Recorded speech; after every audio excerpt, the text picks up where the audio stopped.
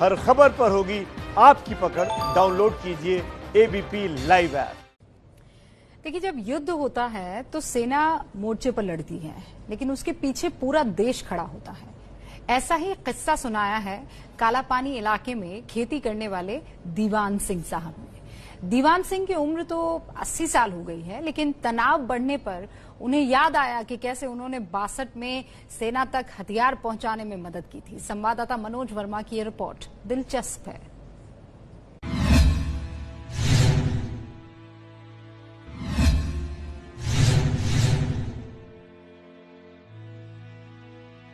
ये है दीवान सिंह गर्भयाल। 1962 के युद्ध की याद करते ही इनके चेहरे पर चमक आ जाती है। पूरी कहानी जैसे उनकी जुबान पर आने को बेकरार रहती है। 1962 के युद्ध में इन्होंने सेना को खाने पीने का सामान और हथियार बॉर्डर तक पहुंचाए थे। धारचूला से लेपुलेख बॉर्डर की दूरी है करीब 80 किलोमीटर। ये पूरा इलाका पहाड़ी इलाका है, जहां आज भी सफर आसान नहीं। और 1962 में तो यहाँ सड़क तक नहीं थी। सबसे बड़ा खतरा पत्थर गिरने और जमीन खिसकने का था।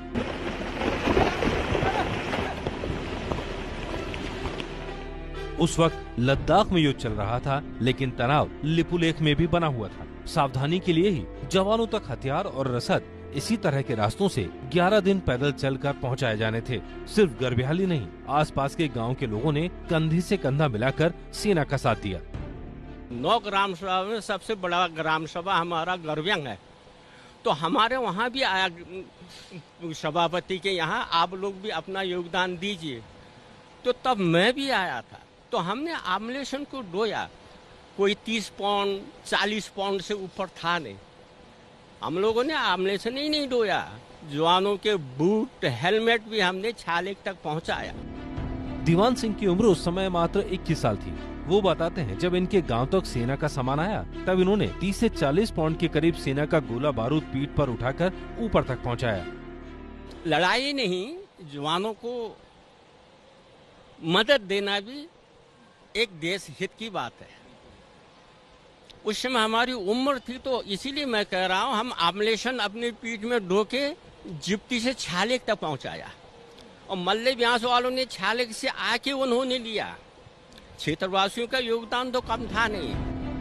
दीवान सिंह गर्भयाल उस गांव से आते हैं जिसे नेपाल अब अपना बता रहा है। नेपाल ने नया नक्शा जारी कर कालापानी, लिम्पियाधुरा और लिपुलेख को अपना बताया है। गर्भयाल गांव कालापानी के पास ही है। दीवान सिंह गर्भयाल के मुताबिक कालापानी हमेशा से भारत का हिस्सा रहा है। कालापानी हमारा है। 7 गांव सभा में गर्भयालों का है और हम हिंदुस्तान के हैं, तो हमारा वो जमीन है वहाँ। मैं आपको अपना खेत नंबर भी दिखाऊंगा। ये वाला गड्ढा, ये भीम का पांव पड़ा हुआ है। ये हमारे ये छोटे छोटे मकान है, ये देख रहे हैं ना, ये खेतों के नंबर है। ये जहाँ ये लिखा हुआ है, ये मेरे खेत है, ये इसमें लगा रहा। तो नेपाल वालों का कहाँ से आ गया है? फिलहाल सीमा पर तनाव है, लेकिन 80 साल की उम्र में इन बुजुर्ग का जोश कम नहीं हुआ है। इनका कहना है कि जब भी देश को जरूरत होगी, तब सरहद पर रहने वाले लोग देश के लिए हर तरह से तैयार हैं। उनका मानना है कि नेपाली सरकार चीन के चक्कर में आकर भारत से रिश्ते खराब करने की कोशिश कर रही है। इनका ये भी कहना है कि इस वक्त भी बॉर्डर पर तनाव बना हुआ है और जितने भी बॉर्डर पर रहने वाले लोग हैं वो अभी भी सेना के साथ हैं। कैमरामैन आदर्श नायर के साथ मनोज वर्मा, एबीपी न्यूज, धारचूला। इसीलिए तो कहते हैं कि ये बेटी रोटी वाला रिश्ता है नेपाली।